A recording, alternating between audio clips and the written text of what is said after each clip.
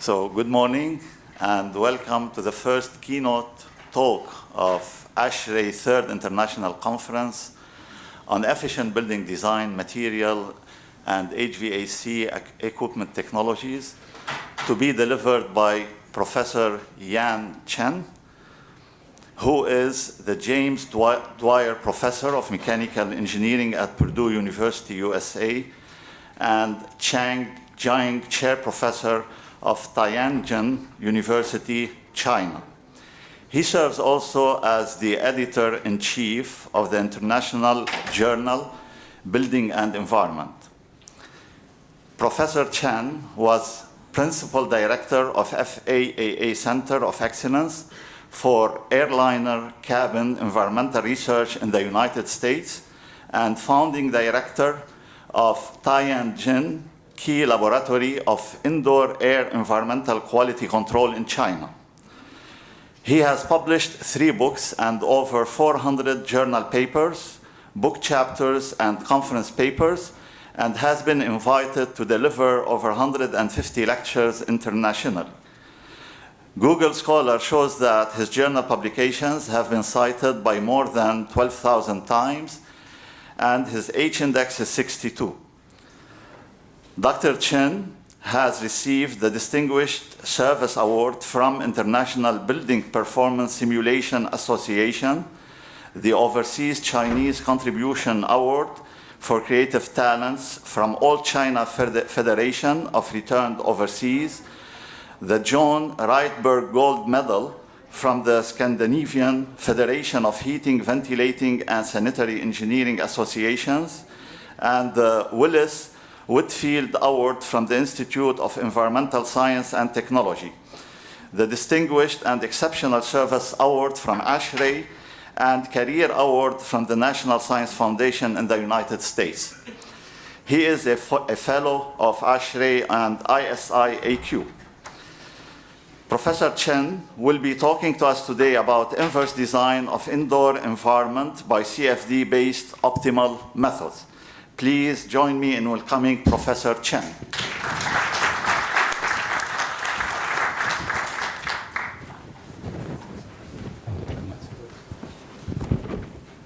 All right. Good morning. It's a great honor for me to be here. Can you hear me okay? Yeah. All right. I first like to thank Professor Haddad for inviting me here, and also for the support from Mastery Institute. Today I'm going to talk about the inverse design. So this is the outline of my presentation. So I will talk about what is inverse design, and then what is the approach might be, and then show you some examples. So why we need to design a very good environment? This morning we have a number of introductions talk about the importance of buildings in like in Lebanon. And if you look on a day how much time you spend, no matter you are in the office, in a conference room like this, or in a car, you spend about 90% of the time indoors. And this is why it's so important, because most of your time is there. Then to maintain a comfortable indoor environment, especially in a climate like Lebanon, it's very important you have to air condition that, otherwise it becomes very hot. So look at this chart here. As you can see, no matter it's in developed country like the United States or a developing country like China, we spend a lot of energy for it. Now, we spend a lot of energy for it. Do we really make a very good indoor environment? This is a study done by the Lawrence Berkeley National Lab, which shows that in the United States alone, each year, the economic impact is about $200 billion per year. That's a lot of money due to the impact of the sick building syndrome. And therefore, we need to make the building which is not only comfortable, but also healthy. All right. Now, many of you probably came to Beirut by airplane. And the airplane also is a kind of an indoor environment. And this is just to show you in 2003, there's a SARS event starting from China. And let's say fly from Hong Kong to China, there's a person sitting in this position who infected more than 20 fellow passengers in the airplane, and unfortunately 4 of them died. And in 2009, there's H1N1 influenza, which also caused a lot of problems. As you can see, more than 12,000 people died as a result. So as an HVAC engineer, no matter you design a building or design a car or an airplane, and then if we see such a casualty, we definitely think that this is a very bad thing for us. And therefore, we needed to make the building much better. Now, how do we design buildings or an airplane? Just take an airplane as an example, because an airplane is a little bit more complex, right? So typically, if the structural engineers design the plane normally look like a tube, then of course we base on the geometry. And we as an HVAC engineer try to design the HVAC system which will lead to a certain type of distribution, like air velocity, temperature, humidity, etc. And then we will assess if this design is thermally comfortable or the air quality is acceptable. And if it's not, and then we have to do the improvement. And therefore, we do this cycle all the time. And maybe after 5 or 6 cycles, and then you say, well, finally I get the result. But this result might not be optimal. Why? Because the physics involved here is multi-scale and multi-physics. And therefore, it's very difficult to solve this type of problems. So then why don't we do a little bit different? For example, I could take this thermal comfort and air quality as the objective and do the inverse design, which means just go back and to look how the HVAC system should be designed, and can we do just in one cycle. And that's the basic idea of an inverse design. So now I want to show you a number of examples. The first one actually is really talk about what the inverse design. Typically, we have the input and the system, and then you look at the output. Or sometimes you might know the input and output, and you try to understand the systems. So for inverse design, both are possible. And typically for us, we really wanted to find out what the input should be. So there are a number of applications in different engineering fields. Early study is about the heat transfer, for example, through a wall. Many of us are doing energy simulation. So we could know what the heat transfer and the temperature on the interior wall. And we know the building material, and we want to understand what is the outside temperature, etc., which will have the influence on the temperature distribution and heat transfer there. So this is one typical example. The other examples include, for example, the airplane design. You want to minimize, this is just the airplane, for example, this wing, the shape. You want to minimize the drags there. So of course, through the inverse design, they change this grid here. Okay, this is just an illustration. It's a very coarse one. Then you can change the shape of this foil, and then finally to minimize the drag. So those are visible. Sometimes other things are not visible. For example, you might drill a hole on the ground and find the underground water is polluted. But you really don't know where the pollution source is, because somebody might just inject the polluted source somewhere in the upstream. Now, immersive modeling is to drill a number of holes, not randomly, but with a certain science inlet, and then to identify where the source is. So we really try to figure out where the source is. This is also very important thing, and it's being applied a lot in the environmental engineering. So for us, building engineers, I think I would like to give you another example which is very common. For example, in this room, we wanted to design a diffuser which will supply the air velocity from the diffuser outlet as uniform as possible, right? But if I design something like this, you will see that you measure it, you will never find it's very uniform. You know, you might say, well, diffuser is not very precisely. I did a very detailed measurement in an airplane, a Boeing airplane. It's a very precise machine. And then I also measured that it's not uniform at all. So how could we get a uniform distribution? By using inverse design, it's possible. You know, this is a result of inverse design. You could get a very uniform distribution here, but you look at the duct shape. This shape is not what you normally could imagine. You could imagine something like this, very regular, but you cannot get this type of shape. But this type of shape could be calculated by inverse design.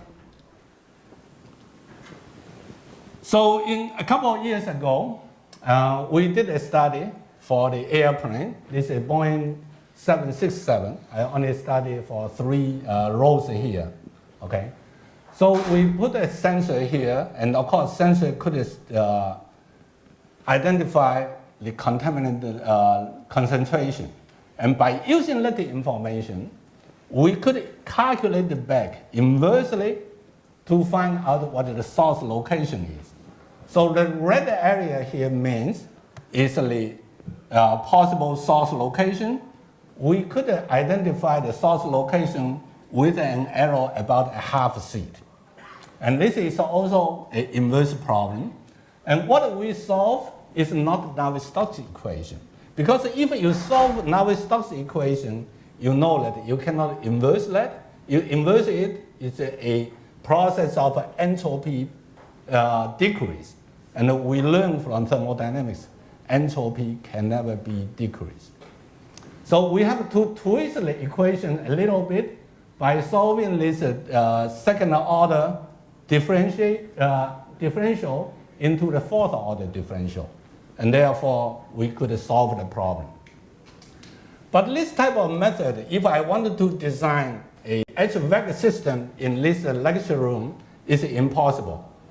Because I cannot really inverse the flow. I can inverse the contaminant concentration and not the flow, because the flow is governed by Navier-Stokes equation, which is more complex. Now I look at the, that's why I'm presenting a different method. We call the adjoint method here. So before I introduce the adjoint method, just look at this very simple rooms here. Suppose a person sit here, and he or she just want a very mild velocity from the back. And now the question is, where should air be supplied? Okay, this is just an illustration. If you really put an inlet here and outlet there, you will never get a uniform distribution like that.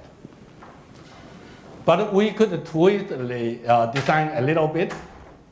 So my design objective, I can put the thermal comfort here. For example, I will say the predicted mean volt. And then I could also put the thermal air quality there. For example, I could say that I want to have the age of air. You know, how long does it take air travel from this point to my nose? We call that the age of air. So how long will it take to be there?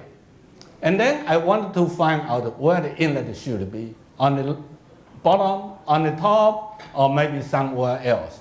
So what we needed to identify is the inlet air condition, the location, and based on whatever thermal condition or what surface temperature there. So to do this, I developed the so-called objective function. Okay, this because no matter thermal comfort or air quality, we talk about the pressure, velocity, temperature, concentration, etc. So I use this as an objective function. And then the second step, I wanted to design certain variables. Okay, I mentioned about the velocity from the inlet, temperature from the inlet, and the location, right? So normally, if you want to do the optimal design, which means you need to calculate the gradient. This is, as an engineer, we know all very well. So you make a derivative of the objective function by over the derivative of your design variable. And then, of course, you could calculate this distribution, which is governed by Navier-Stokes equation. That will be great. Now, unfortunately, the only problem we have here is this part couldn't be solved directly because there is no solutions there. So in theory it's possible, but in practice it's not possible. And therefore we have to do a little bit different. This is so-called adjoint method. So what we do is first to solve just a forward, not backward, because backward has no solution. So I solve the Navier-Stokes equation, and definitely you will have the velocity, temperature, etc. Then you can compare your objective to see if it's satisfied. That's how we normally design. And if yes, your design is finished. But very often we are not so lucky. So we probably do the calculation and find no, the design objective is not met. And then we have to solve this so-called adjoint equation. It's very complex equations, and I'm not going to present all the details here, but I will give you the principles. So by solving this equation, we could adjust the Kc, which is the design variable, and then you can redo the mesh, and then solve it again. So by doing this, finally, you will meet this objective. So by talking about this, you might not have a very clear understanding what this method is. So let me just give you an example here. So for example, if you wanted to play basketball, your aim is to shoot the ball into the basket, right? Now, depends on how much the force and the direction you apply, you might find that your ball does not really go to the basket. So the second time you learn this, you just by working a little bit harder, which means you adjust the shooting speed. So that's very similar to what I mentioned. This is your objective is L, that's the distance between the differences there. The first time you didn't work it out. Now you apply the velocity, this momentum here, you adjust that. So this is your design variable, right? So you do like this, and then of course the second time you might shoot that, and then you are okay. So very similarly, I could say that you might have an optimal solution will be somewhere in the bottom, right? Now depends on where your initial condition is. Suppose my initial condition will be somewhere here, then adjoint method is really to calculate this gradient. And then we call this a gradient approach, and then you do one by one, and then finally you'll reach to letter optimal design. Now, with this method, in theory, it sounds very simple, but in practice, it might not be ideal. For example, if you start somewhere here, and then by using gradient method, you might end with this. So this we call this is local optima. It's not really the global optima. And that's why this method has a problem. But before I solve this problem, I wanted to demonstrate to you how this method can be used to design a small office with 2 persons, okay? My objective here is to make sure the environment around these two dummies is comfortable. So I assume there's a certain predicted mean vote. We know that predicted mean vote 0 is absolute thermal neutral, it's comfortable. It's -1 is cool, +1 is warm. So you can see this, I do this design cycle, this is automatic. By using the adjoint method, you can see that, in the beginning it was a little bit too cold, but after a while I change the design condition there, and finally you will make it more or less comfortable. So we could realize this, but this comfortable condition might not be the absolute optima, but it's a local optima.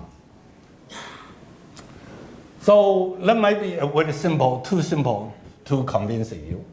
And therefore, I'm going to show you a little bit more complex one. This will be an airplane. And I just take one law, actually the half law of a Boeing 737.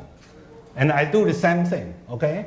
It could be very hot, could be very cold, and we want to design something which is neutral. So by using this method, and you can see through this animation, now this time, I will allow not only change the velocity temperature, but also the position of the air supply. So you can see through this animation. I start with somewhere here, and then you can see this design inlet condition position is changing all the time. So in the beginning, it was too cold, but you change this position and also temperature velocity, and then finally I could reach to a more or less a P and V equal to 0, which means it's comfortable. Now, if you look at what I have done here, let's some problems. Okay, take this two-person office as an example. Typically, I would need to use about 500,000 of computing cells. If I do that in a computer, like the one I have here, it will take about 2 hours.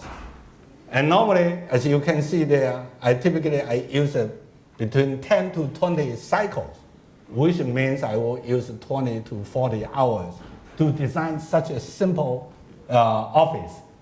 If I look at the airplane, and then I look at just 3 rows there, I will need 5 million cells. And then each cycle, I will need 20 hours. And I do 20 cycles, I will need 400 hours. So as a designer, we know that we don't have the patience to wait for that long. And therefore, we need to do something else. And that is the so-called fast fluid dynamics. Many of you know CFD is computational fluid dynamics. What is fast fluid dynamics means? Many young students here, you play games, right? And then you look at the games, of course, sometimes there's water going through your games and the fire burning or whatever. And you work on something on that and they change automatically right away. That's very fast, it's real time. So they do solve these Navier-Stokes equations, but they solve a little bit differently. Normally, when you solve this Navier-Stokes equation, you do iterations. But for fast fluid dynamics, they solve the term by term. Okay, they solve first the source, then this convection term, and then the diffusion term, and then finally the pressure term through a Pearson equation. So I'm not going to talk about those details, which can be found through the literature. So I just want to show you how good is this solution. So by solving the FFD, we have tested a number of cases. The computing speed can be reduced by 50 times. We have tried different numerical grids here, and that's very good. If you can reduce the computing speed by 50 times, that means you can do the design within 1 hour or 2 hours. So that's fine. We could afford that time. So now you might doubt, how good is the result? Is that really accurate enough? So I want to show you here, okay? This is a very simple experiment. I put a box there, and then air supply on the top, exhaust in the bottom, and this is the air distribution I measured. Now this is a calculated value. Now it depends on how critical you are. If you look at the general pattern, FFD and the experiment, they are pretty okay in terms of agreement. But if you look at the details here, right? This is air going up. No, this is air going to the, with a certain angle. They are not in very good agreement. And therefore, I will say that this is a method which is not good enough for us. So we need to do something on this. So what we do is really by working with a number of other people, especially through the Department of Mathematics, and we could develop a number of few new schemes. Because the numerical, we solve the same Navier-Stokes equation. So the only problem is really the numerical schemes. So we try different numerical schemes. And that really helps, because now we usually typical CFD, which is a simple algorithm with the INZ-Capson model. If you do CFD, this is very common, especially for buildings, we use this a lot, right? Now I have 3 new different schemes I show you here. And then you can look at here, I look at the 3 different points there. This is the velocity distribution, and let's say temperature distribution over time. They are more or less get a similar result. So that means we could change the numerical scheme to get a very good result. And now I wanted to show you not only in that 3 point. I look at the entire flow field, okay? And now I look at the transient state. This is the velocity distribution. That's at the beginning, right? This air just supply into the room. 10 seconds later, 15 seconds later, 20 seconds later, 25 seconds later, and then you look at the air distributions here. Now this is the conventional CFD simulation. And this is our new schemes. You will not really tell very big difference. So which means our new schemes is fast, but also accurate. Yeah, let's do one more, 30 seconds later. So now with the new schemes, we could use it to design the airplane, for example. And now I just wanted to make sure my PMV, predicted mean mode, should be equal to 0. That's my objective function. And you see, I do like 20 cycles. The objective function is close to 0. We should also change my inlet velocity from 288K to about 293K. And that will be the scenario. And finally, we could get this job done. And this is done very easily. So now we go back to the problem I mentioned to you. Because the adjoint method might get into local optima. You don't get the real optimal solution. Now to get the real optimal solution, we know that you could use a genetic algorithm. That's what I'm talking now.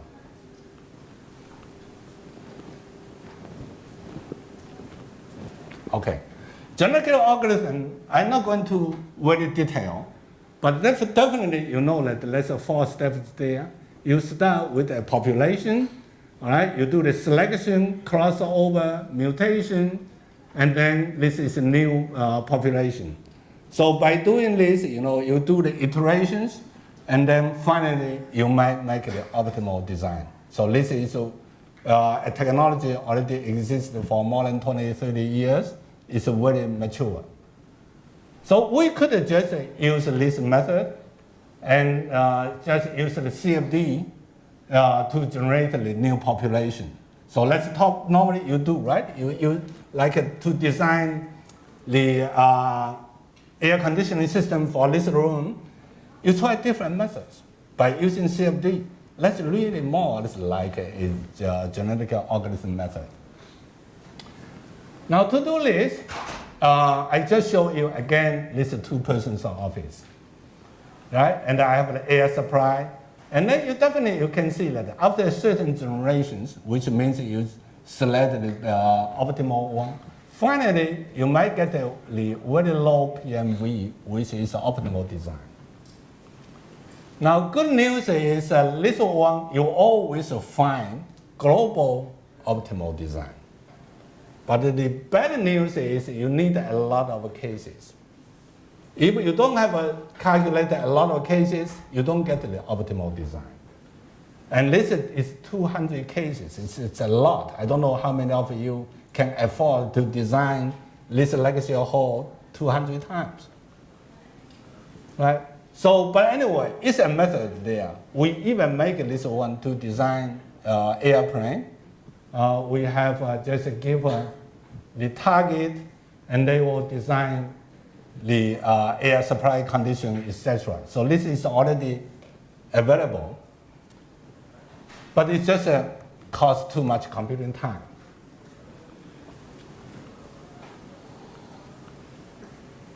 So let me just show you the comparison between the GA method and the adjoint method. So the GA method, if I do for a very simple two-person office, I need at least 40 cases, right?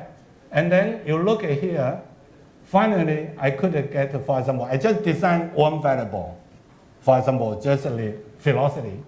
The ideal velocity should be 0.57, for example, for this particular case. It is possible, you need 40 cases. If I use the adjoint method, I can do just a half of the cases number, and I also get the same one. But of course, this is a very simple method. Now, if I try to do a little bit more, for example, not only one design variable, I try to do multiple design variable. Velocity, air supply angle, air supply temperature. Then the GA really needs a lot of computing time because not 40 cases. This time I need 200 cases just to design 3 variables. And if I allowed to change the location of the air supply inlet, then maybe I need 1,000 cases. So the more design variables you have, the longer of the computing time.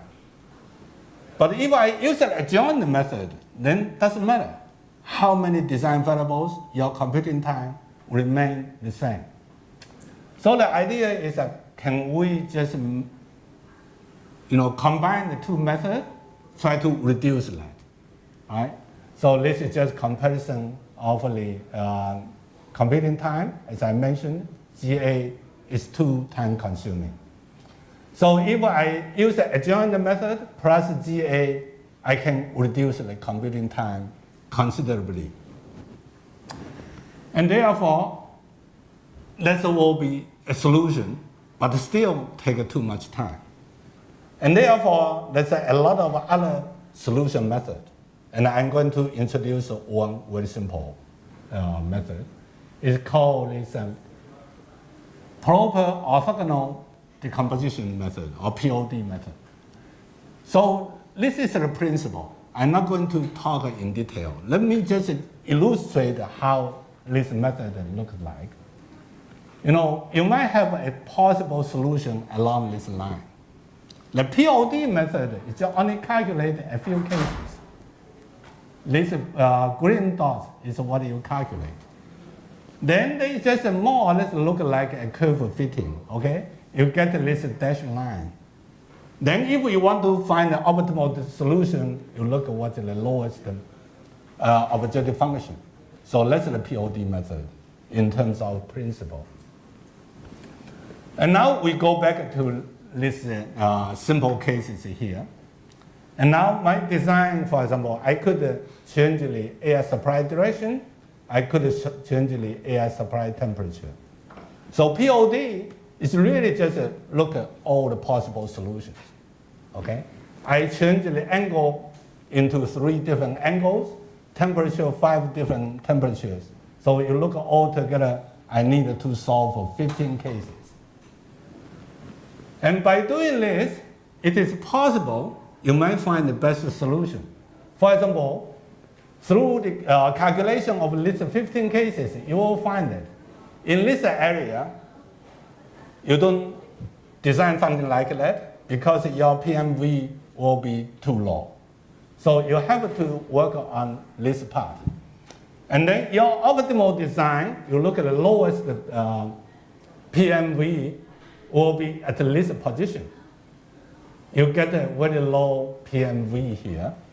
And that's because you just calculate all the possibilities and then identify the lowest PMV. It's a very simple method. The method is very simple, but not easy to use because if I look at it, compare the POD method and the CFD method, because POD method, again, you have to use CFD to do the calculation. I just calculated 15 cases, which cost me 60 hours computing time. But if I do CFD like in the genetic algorithm, I needed to do about 400 cases. I need more than 1,500 hours computing time, right? And that's why you see the POD method is good. But the POD method is an approximation because you use more or less like a curve fitting. So that's why it's not desirable. Now the question is how I'm going to use this method and then how good the accuracy is. I look at this air capping as an example. And then you look at here, I have to design something more. For example, opening side, the direction, the temperature. Now in this case, I do 45 CFD cases instead of 15. Again, you can see the design variable increases, your case number increases. So as a result, as you can see here, this is my opening size, the direction, the temperature. You calculate. First, if I wanted to make sure the velocity is not too big, that's not a big a deal. You see, most of this condition will meet that condition. Then if I design something else, for example, the age of air not too old, then you see this entire area is also possible, which will produce the solutions. And then if I combine all together, and then I find only this area will give me the good result. But this result is not a single point. It's any pretty big changes there. All are possible to meet my objective. That means my objective is not very well defined, but definitely my computing time is much smaller than if I use CFD to do all the calculation. Okay, now you can see I present you 3 different methods. Adjoint method, GA method, POD method, none of them is ideal. Sometimes it might not be the optimal, sometimes it's not very accurate. So as a designer, how will you use this method to do the design? So finally, I'm going to show you a design integration. So as a designer, how I'm going to use these 3 methods to do the design. So I just wanted to show you the comparison, on the pros and cons I just mentioned. None of them is ideal. So let's look at just this 2-person's office. As an example, I have 3 different methods. The computing time is very different. And now finally, I just want to show you by using those methods to design an airplane. Okay? So I designed this a 5 rows there, just half a cabin. My design objective, first, this thermal comfort should be comfortable. Age of air should be young. So make sure comfort, air quality are met. Okay, my design conditions, I will allow to have a different opening size, air supply direction, air supply temperature. Right? So let's say 3 different design variables. How I'm going to do the design. So first, I use a very simple, this is genetic algorithm, just to find out, because this is a very expensive method, but I want to find out in which area you need to get a good design. So I do the genetic algorithm, and then I find that, the temperature between 16 degrees and 22 degrees, they are too cold. You can rule that out. Velocity direction going direct to your head, you should also rule it out. So you should supply upwards, not downwards, right? Opening size, all are good. So let's say the first step, make sure you get a reasonable limit, not just look at all possible solutions, too time consuming. Then, the next step, you also can see the change of the different design variables. Then the second step, I use the POD method, because I know that you need to supply the air upwards rather than downwards. And then I do the same thing, okay? Now you see the limitation. Now you see this is a much smaller range. And I use the POD method, and then I look at what the possible solution. Now, of course, you can do everything by using CFD. That's too expensive, okay? I use the POD here. And POD, of course, is based on the CFD, but you use more or less like interpolation, right? So in order to satisfy the edge of air, and then you can see this area should be cut out, which means that if you use the parameters in this area, then edge of air will be too old.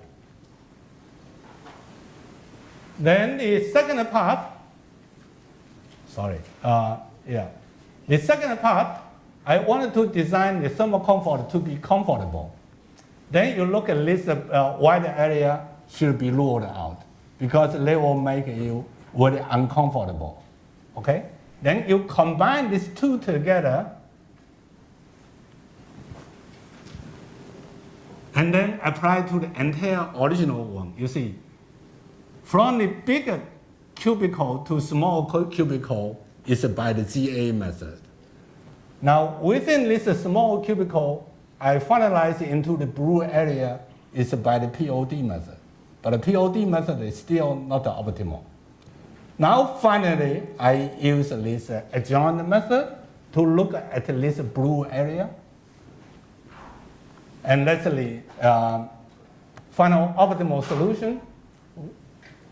This is the slide. So by using the final design, I call this a fine design. By using the adjoint method, you do a number of design cycles, and they will limit it into the final, just one single solution. That's the red dots there. So you see, I start with a very big range, right? By using 3 different methods, and then this final one is the global optimal. Because this GA method will already rule out all the local optimal, and POD method will try to reduce the calculation into a small region. And then the adjoint method will give me to the final single optimal solution. So finally, I'd like to conclude my little talk here. As you can see, today I presented a number of different immersive methods, and they are possible for indoor environment design. The backward method, I show you, to trace back where the contaminant should be. It's good only for contaminant concentration, but not for the flow. Because we are HVAC engineers, we need to design flow, and therefore this backward method is not possible. I present here 3 forward methods. The first one is adjoint method. Okay, it might lead to local optimal, so it's not very ideal. Genetic algorithm is just too time consuming. Otherwise, it's a very good method. And POD method, it could reduce the computing cost, but it's not very accurate. And that's why we combine all 3 together. And then you can reduce the computing time and still make the optimal design. And I also try to introduce this FFD, which could greatly reduce the computing cost. And all this combination really can lead to a practical design tool. So that's why I call this is an integrated design. And then finally, I'd like to thank a lot of authors who contribute to the method. Those are my former and current colleagues at Purdue University, Tianjin University in China, University of Colorado in the United States, and Darling University of Qingyan. And if you are interested to get a more detailed information, well, we have a book published last year, and this is also available. But of course, sorry about to do a little bit of advertisement here. Okay, thank you very much.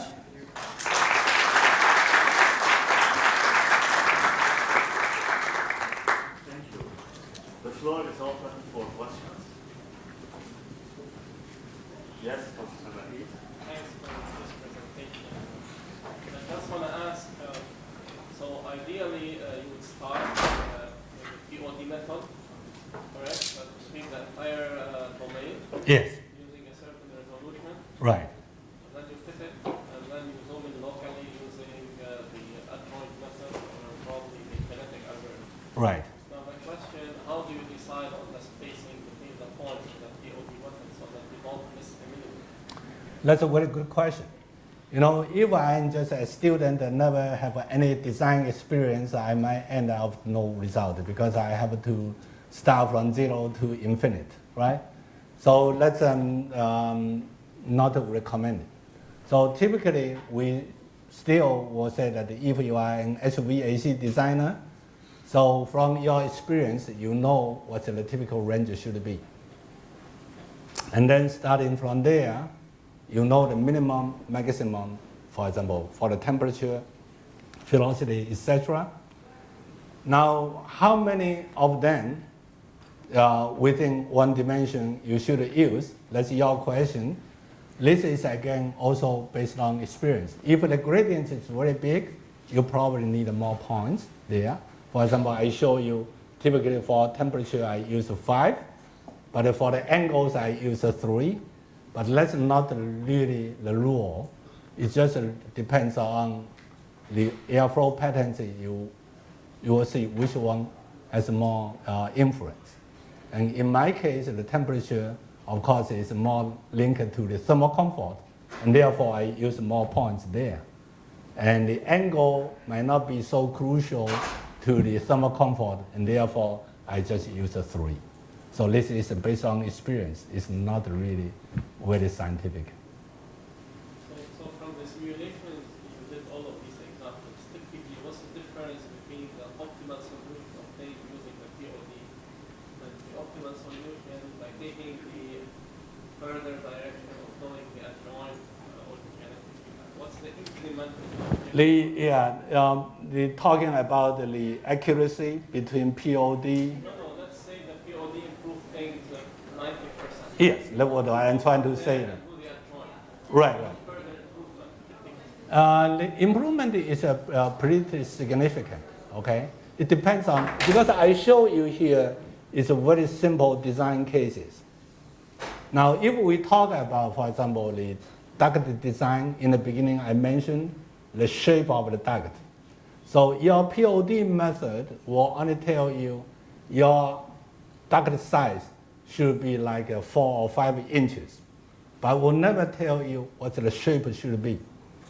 The adjoint method will tell you the shape. Okay, it might vary between 2 inches to 9 inches, and then it's twisted in a certain way, look like a pretzel, that type of a shape. So if you look at the local thermal comfort condition, will improve greatly, because by using the POD method, you don't get the real optimal one. For example, the uniform temperature, uniform flow distribution. But the adjoint method will be able to produce that. That really depends on the cases. Yes. Yes. In transient conditions, Yes. transient, and you want to decide the flow and the temperature, how would you do such a communication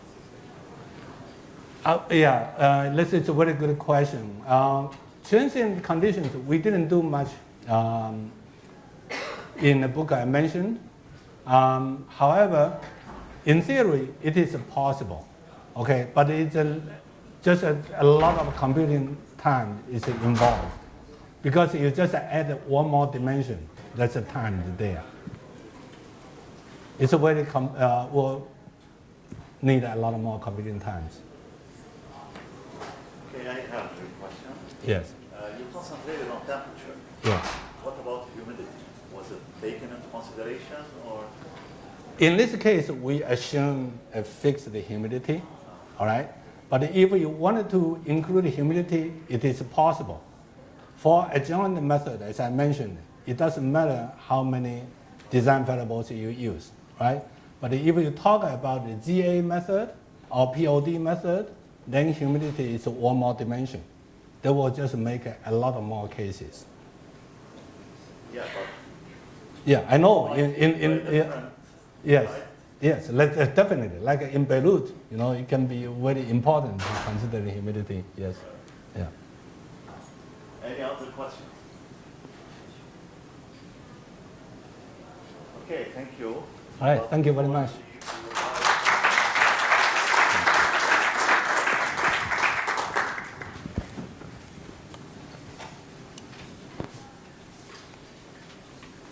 Okay, we would like to present you with this trophy. Okay, nice. Thank you. and it states, for imparting his valuable insights and knowledge on students, faculty, researchers, and industry professionals as keynote speaker at the 3rd International ASHRAE Conference on Efficient Building Design. Yeah, Thank you. this is very nice. مجال قليل شوي مشان البروجكشن ما يبين عليكم.